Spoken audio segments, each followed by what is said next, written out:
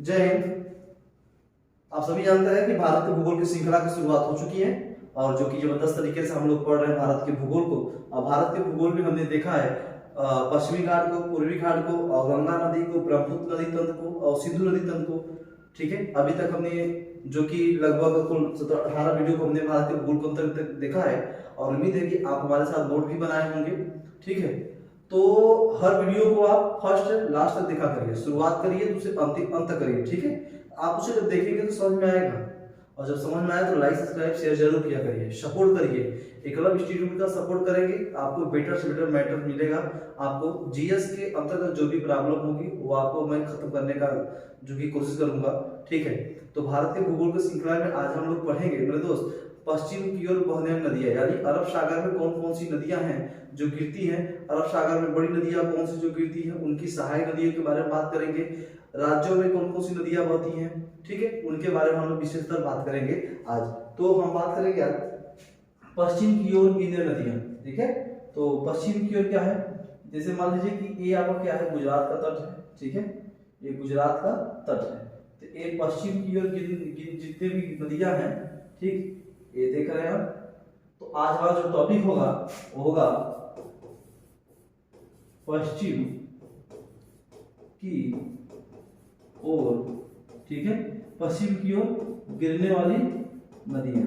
ठीक है, नदियां यानी हम लोग अरब सागर में गिरने वाली नदियों के नाम से भी जान सकते हैं, यानी अरब सागर में गिरने वाली नदियों के नाम से भी हम जानेंगे कि अरब सागर में गिरने नदियां या पश्चिम की ओर बहने वाली नदियों के बारे में। ठीक है, तो ये हमारा क्या है, पश्चिमी तट है। इनके ओर जो जितनी भी नदियां अरब सागर में गिरेंगी उसके बारे में विशेषकर हम लोग बात करेंगे। ठीक है, इन नदियों के बारे में हम लोग बात करेंगे।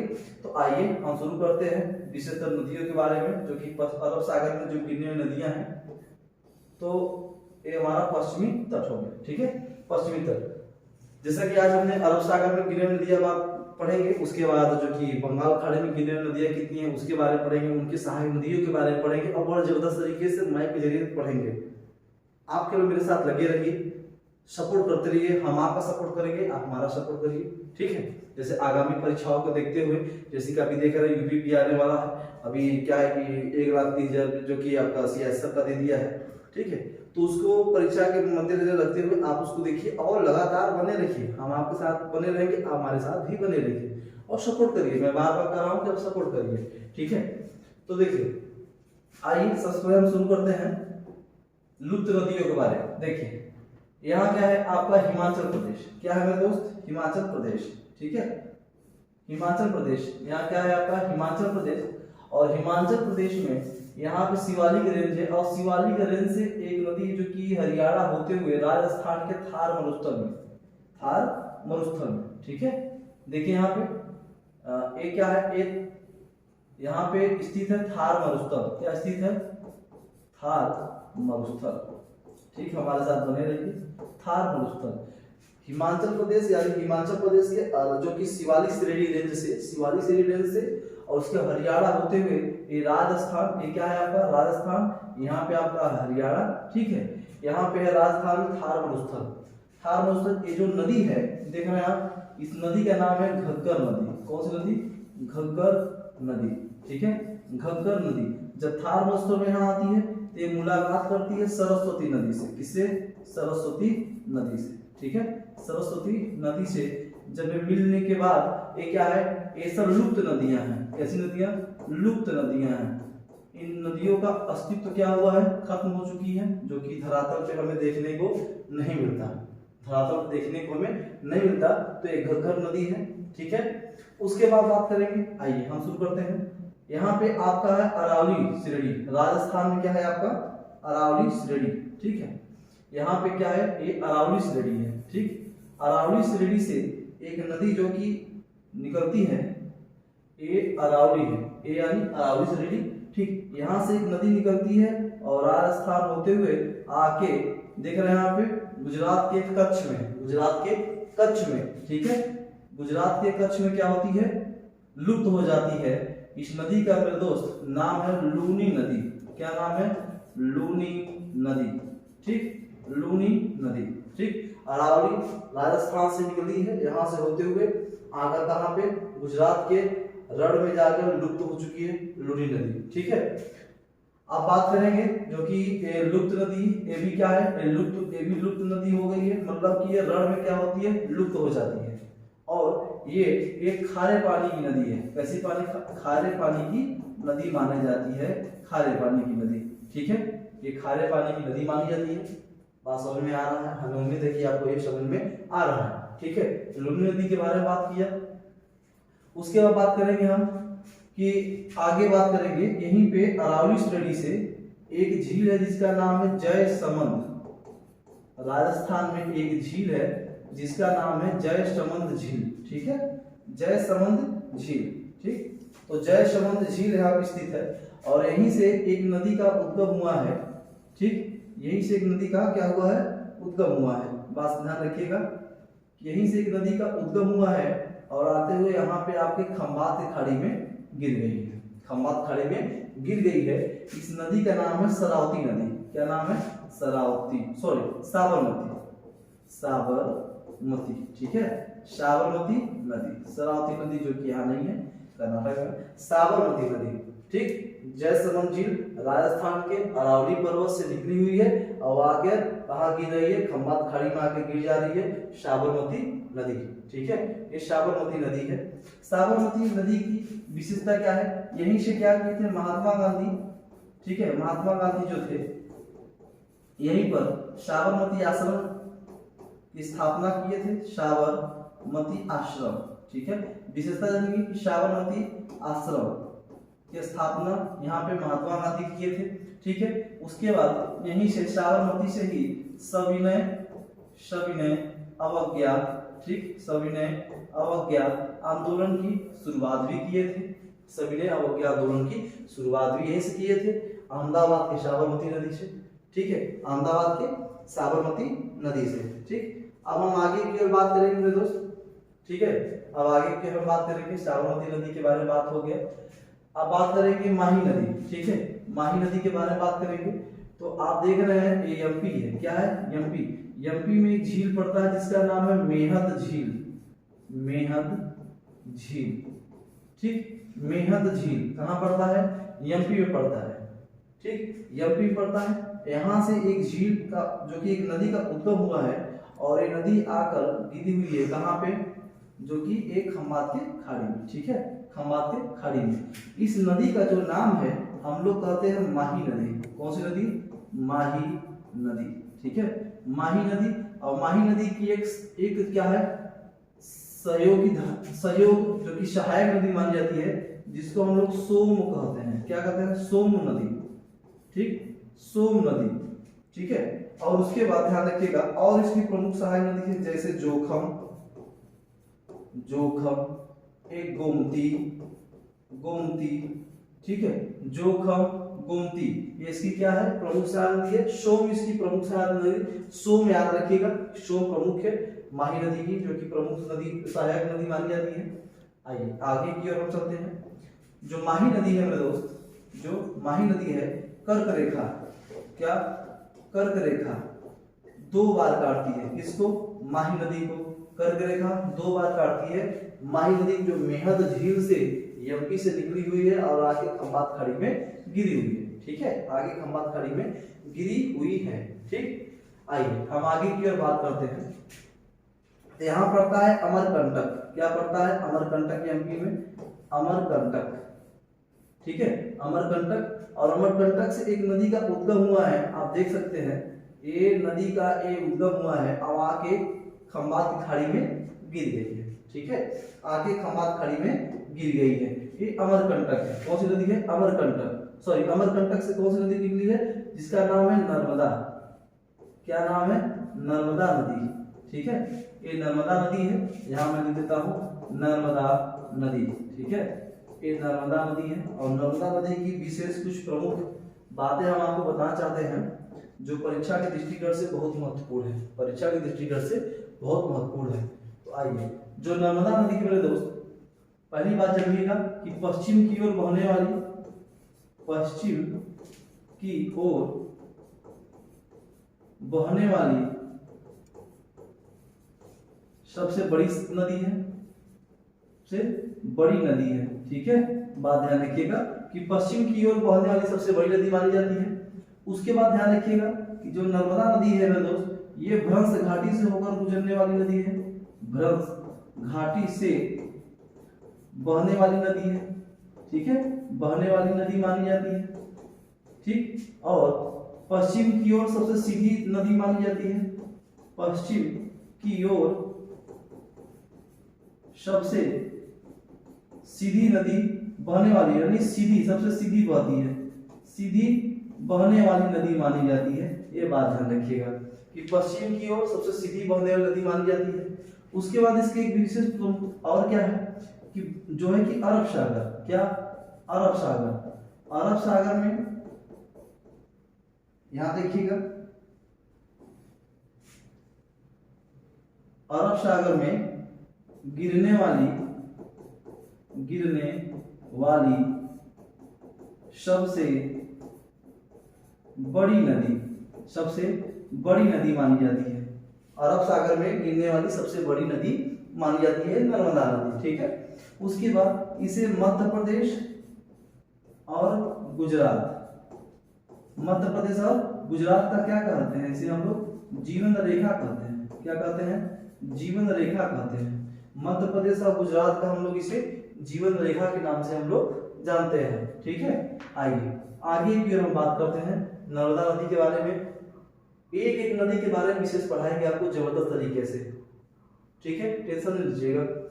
और उसके बाद ध्यान रखिएगा, हम सभी जानते हैं कि जो भोलेनाथ का जो शिवलिंग है, ठीक है, पूरे भारत में जो कि बहुत मान्यता दिया गया है, तो कुछ ऐसे शिवलिंग होते हैं जो हमारे पंडित जी क्या करते हैं, प्राण प्रतिष्ठा करते हैं। हम लोग जब मार्केट से लाते हैं तो उसका प्राण प्रतिष्ठा करवाते हैं, प्राण उसमें उनमें डालते हैं। ठीक है, पूजा पाठ कराते हैं। बट एक बात और है कि जो नर्मदा नदी में, जो नर्मदा नदी में जो शिवलिंग मिलता है, ठीक है, जो शिवलिंग मिलता है उसकी प्राण प्रतिष्ठा नहीं करनी पड़ती। ठीक है, क्योंकि भोलेनाथ को ये वरदान मिला था कि इसमें जो भी शिवलिंग प्राप्त होगा, ठीक है, वो ऑलरेडी इसमें क्या होगा, प्राण विराजमान होगा। तो नर्मदा नदी में ही शिवलिंग जो कि मिलता है, जो नर्मदा नदी में क्या मिलता है, शिवलिंग हमें देखने को यहाँ पे मिलता है। ठीक है, हमें उम्मीद है कि आपको समझ में आ रहा है। उसके बाद नर्मदा नदी में धुआंधार जलप्रपात भी बनाया गया है। ये बात ध्यान रखिएगा कि धुआंधार जलप्रपात, धुआंधार जलप्रपात बनाया गया है। उसके बाद नर्मदा सागर, ठीक है, या इसे इंदिरा सागर के नाम से भी जानते हैं, इंदिरा सागर बनाया गया है, इसे नर्मदा बनाया गया है। ठीक है, उसके बाद सरदार सरोवर बांध भी बनाया गया है इसी पर, सरदार सरोवर बांध भी इसी पे नर्मदा नदी बनाया गया है। ये सब नर्मदा नदी की प्रमुख बातें हैं, याद रखिएगा। ठीक है, ये सब नर्मदा नदी की प्रमुख बातें हैं। ठीक है, तो आइए, ये नर्मदा नदी हो गया। उसके बाद हम बात करेंगे, यहीं पे एक और है ताप्ती नदी, जिसका जहां से बैतूल का पठार, ठीक है, बैतूल का पठार। चलिए आइए, कुछ नर्मदा नदी की कुछ सहायक नदियां हैं, जैसे मान लो भैया मेरे सर, ठीक है, सर, उसके बाद बंजर, ठीक है, बंजर या बाजरा के नाम से भी हम लोग जानते हैं। ठीक है, सर, बंजर। उसके बाद यहाँ एक सहायक नदी है, किसकी, नर्मदा की, जिसको हम लोग तवा मानते हैं, तवा नदी। ठीक है, और मेरे दोस्त जो तवा नदी है, यहाँ ध्यान रखिएगा कि जो तवा नदी है ये नर्मदा की सहायक नदी तो है, लेकिन नर्मदा की सबसे बड़ी सहायक नदी है। नर्मदा की सबसे बड़ी सहायक नदी मानी जाती है, बड़ी सहायक नदी मानी जाती है। कौन सी नदी? तवा नदी। ये विशेष तरीके से आप नोट करिएगा हमारे साथ। ठीक है, तवा नदी। बातें समझ में आ रही है, हमें उम्मीद है आप। ठीक है, आगे की ओर बात करते हैं। तो बैतूल के पठार से एक नदी और निकली हुई है, और जो आकर खंभात की खाड़ी में गिरी है। ठीक है, तो यहाँ पे ध्यान रखिएगा, जहां पे नर्मदा, ठीक है, यहाँ रखिएगा कि जहां पे नर्मदा व ताप्ती नदी गिरती हैं, ठीक है, तो वो खंभात की खाड़ी है। खाड़ी पूछे तो खंभात की खाड़ी, खंभात की खाड़ी। अगर द्वीप पूछ ले तो आपसे कहेंगे सर, द्वीप पूछ ले तो आप कहेंगे सर अलियावेट, अलियावेट व खदियावेट, अलियावेट व खदियावेट के नजदीक ये लोग आकर गिरते हैं। अलियावेट और खदियावेट के द्वीप के नजदीक आकर नर्मदा ताप्ती गिरते हैं। ठीक है, आगे की ओर बात करते हैं हम। ये कौन सी नदी है? ये हम बात करेंगे, ये नदी है तो हम कहेंगे सर ये नदी आपकी है ताप्ती नदी। कौन सी नदी? ताप्ती नदी। ठीक है, ये आपकी ताप्ती नदी मानी गई है। आइए ताप्ती नदी के यहाँ न लिखकर थोड़ा सा स्पेस दे दें हम यहाँ पे। ठीक है, ये कौन सी नदी है? ये है ताप्ती नदी। ठीक, ताप्ती नदी। क्या बात है, समझ में आ रही होगी? ठीक है, ताप्ती नदी और जो नर्मदा नदी है, देखिए ये आपका नर्मदा नदी है और ये आपका ताप्ती नदी। नर्मदा और ताप्ती नदी के बीच में एक पर्वत है जिसका नाम है सतपुड़ा। क्या? सतपुड़ा पर्वत। नर्मदा व ताप्ती नदी के बीच में एक पर्वत है जिसका क्या नाम है? सतपुड़ा पर्वत। इन दोनों नदियों के बीच में स्थित है सतपुड़ा पर्वत। ठीक है, उसके बाद जो बैतूल का पठार से ताप्ती नदी निकली है, ताप्ती नदी क्या है?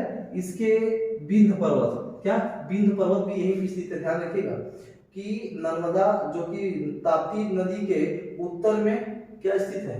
सतपुड़ा, और नर्मदा के दक्षिण में स्थित है सतपुड़ा। बात ध्यान रखिएगा कि इधर ऊपर उत्तर हो गया ताप्ती के, और उधर से अगर नर्मदा देखेंगे तो नीचे की ओर तो दक्षिण में सतपुड़ा स्थित है, दक्षिण में सतपुड़ा। और इसके ठीक ऊपर अगर नर्मदा के हम उत्तर में देखेंगे ना तो यहाँ पे क्या स्थित होता है? यहाँ पे विंध्य पर्वत। क्या? हमें विंध्य पर्वत देखने को मिलता है। ठीक है, नर्मदा के उत्तर में कौन सा पर्वत स्थित है? तो विंध्य पर्वत। ये भी नोट करिएगा हमारे साथ। देखिए, आप बात करेंगे ताप्ती नदी। ताप्ती नदी की कुछ प्रमुख सहायक नदी है जिसका नाम है, एक का नाम है पूर्णा नदी। क्या नाम है? पूर्णा नदी। ठीक है, पूर्णा। और एक का नाम है पंजल नदी। कौन सा नदी? पंजल नदी। पूर्णा और पंजल नदी ये प्रमुख इसकी सहायक नदी मानी जाती है। प्रमुख इसकी सहायक नदी मानी जाती है। पूर्णा नदी याद रखिएगा कि यह ताप्ती की सहायक नदी है।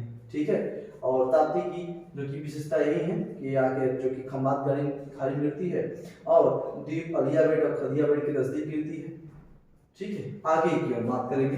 अब बात करेंगे हम गोवा की ओर। ठीक है, यहाँ पे हमारा क्या स्थित है? गोवा। क्या स्थित है? गोवा। ठीक है, आइए हम गोवा की ओर बात चलते हैं। गोवा की ओर यात्रा करते हैं हम लोग गोवा की। ठीक है, गोवा जो कि आपकी यात्रा दृष्टिकोण से बहुत महत्वपूर्ण स्थान माना जाता है।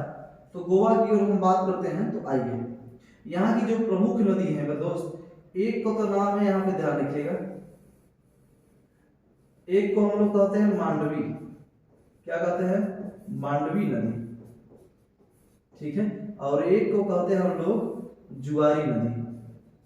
क्या कहते हैं? जुआरी नदी। ठीक है, मांडवी और जुआरी नदी, मांडवी और जुआरी नदी। और जो यहाँ पे देख रहे हैं आप, जो यहाँ पे मांडवी नदी देख रहे हैं, ये गोवा की जीवन रेखा कहलाती है। क्या कहलाती है? जीवन रेखा। किसकी? गोवा की। मांडवी नदी जो कि गोवा की जीवन रेखा कहलाती है, और पणजी इसी नदी के किनारे पणजी स्थित है, गोवा की राजधानी। ठीक, ये दो गोवा की प्रमुख राजधानी है, मांडवी और जुआरी। मांडवी और जुआरी दो प्रमुख मानी जाती है। हमें उम्मीद है आपको समझ में आ रहा होगा। हमें आने से आप नोट करिए। आप इसका स्क्रीनशॉट लीजिए मेरे दोस्त। आइए, इसका आप स्क्रीनशॉट लीजिए। तो स्क्रीनशॉट लीजिए आप। इसका स्क्रीनशॉट ले चुके होंगे। आइए हम शुरू करते हैं। हमने आपको बताया है गोवा की जीवन रेखा मांडवी नदी मानी जाती है। इधर गुजरात एमपी की जो कि मध्य प्रदेश की जो कि जीवन रेखा आपको नर्मदा नदी को देखने को मिला है। ठीक, यहीं पे आप ध्यान रखिएगा, नर्मदा नदी की तट पे एक बनाया गया है statue of unity. Statue of unity बनाया गया है, इसके तट पे ही बनाया गया है, आप सभी जानते हैं। ठीक है, आगे की हम बात करेंगे, उसको भी नोट करिए मेरे भाई। अब हम आगे की बात करेंगे।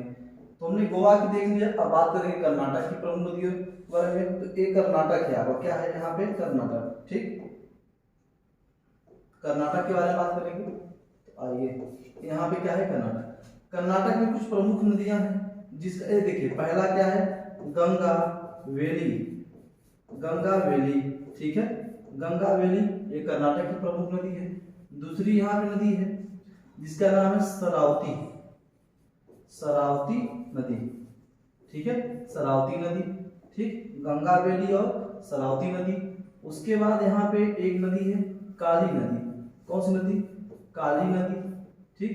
और यहीं पे एक नदी आपका है मेरे दोस्त नेत्रवती, नेत्रवती नदी, ठीक। ये कर्नाटक की प्रमुख है, गंगा वेली, सरावती, काली और नेत्रवती ये कर्नाटक की प्रमुख जो कि नदी मानी जाती है। हमें उम्मीद है कि आपको ये समझ में आ रहा है, ठीक। तो चलिए, क्या समझ में ये बात अब आपको दिख भी रहा होगा मेरे दोस्त।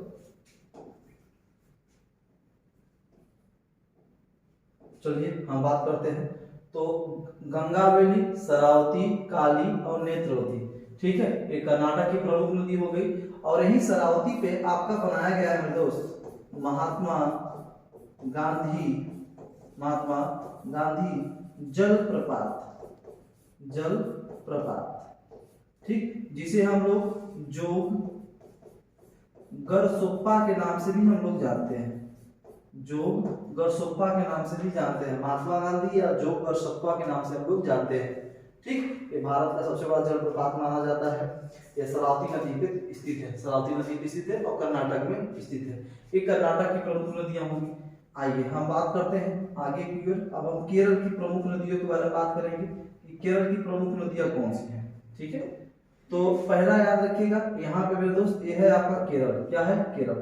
केरल में एक नदी है यहाँ पे जिसका नाम है पेरियार नदी, कौन सा नदी, पेरियार, ठीक। यहाँ ना लिख के पेरियार को हम ऊपर की ओर लिख दें, ठीक है। तो यहाँ पे एक नदी है जिसको हम लोग कहते हैं क्या, पेरियार नदी, इसका नाम दिया गया है पेरियार नदी, ठीक। एक केरल की प्रमुख नदी है। इसकी प्रमुखता क्या है, केरल की सबसे बड़ी, केरल की सबसे बड़ी नदी मानी जाती है, सबसे बड़ी नदी मानी जाती है पेरियार नदी को। केरल की सबसे बड़ी नदी पेरियार नदी को मानी जाती है। दूसरी बात, यहाँ एक और नदी है जिसको हम लोग ध्यान रखिएगा, आइए ये यहाँ, ठीक है, इसको हम लोग कहते हैं भरतपुझा, भरतपुझा, भरतपुझा नदी, ठीक है। ये भरतपुझा नदी क्या है, आइए उसके बारे में जाना जाए। ये भी केरल की प्रमुख नदी है, भरतपुझा नदी, भरतपुझा नदी, भरतपुझा, ठीक है। ये केरल की दूसरी बड़ी नदी मानी जाती है, बड़ी नदी मानी जाती है, ठीक है। केरल की सबसे बड़ी नदी पेरियार, केरल की दूसरी सबसे बड़ी नदी आपका भरतपुझा नदी, ठीक है। केरल में एक और प्रमुख नदी है हमें जो कि देखने में मिला है यहाँ पे, जिसका नाम है पंबा नदी, कौन सी नदी, पंबा नदी, ठीक, पंबा नदी। ये केरल की छोटी नदी मानी जाती है, केरल की सबसे छोटी नदी मानी जाती है, ठीक है, केरल की सबसे छोटी नदी मानी जाती है। और पंबा नदी में ही आपका वेम्बनाड झील आकर यही इसी में गिरता है, वेम्बनाड झील भी पंबा नदी में ही आकर गिरता है। ये बात ध्यान रखिएगा, ये बात आप ध्यान रखिएगा विशेष तौर पे, ठीक है, कोई दिक्कत नहीं होना चाहिए मेरे दोस्त। थोड़ा सा आइए हम लोग देख लेते हैं इसको, ठीक। तो अभी हमने देखा है ये पश्चिम की ओर यानी अरब सागर में गिरने वाली नदियां, हमने अरब सागर में गिरने नदियों के बारे में देखा है आपको। तो यहाँ पे हमने घग्घर नदी देखा, लूनी नदी देखा, ठीक, लूनी नदी की। अभी हम बात करेंगे कि लूनी नदी की कौन सी प्रमुख सहायक नदियां हैं, उसके बारे में बात करेंगे, ठीक है, जो कि सबसे खारी नदी मानी जाती है। तो सहायक नदियां तो प्रमुख नहीं, विशेषता नहीं रहती, बस ये है कि कौन सी नदियां हैं जो कि परीक्षा के दृष्टिगत से महत्वपूर्ण है, हमने वो आपको बताने का कोशिश किया है। तो देखिए ये अरब सागर में गिरने नदियों के बारे में हमने विशेषतर आपको बताया है। हमें उम्मीद है कि आपको ये समझ में आया भी होगा। एक नदी के बारे में मैंने आपको बताया है मेरे दोस्त। अगला जो वीडियो होगा हमारा वो होगा बंगाल की खाड़ी में गिरने वाली नदियाँ। वीडियो आप शुरुआत से अंत तक देखिएगा, तब आपको एक नदी के बारे में समझ में आएगा। ठीक है, हमें उम्मीद है कि आप हमारा सपोर्ट करेंगे और शेयर, लाइक, सब्सक्राइब भी करेंगे। तो मेरे दोस्त आज के लिए बस इतना ही।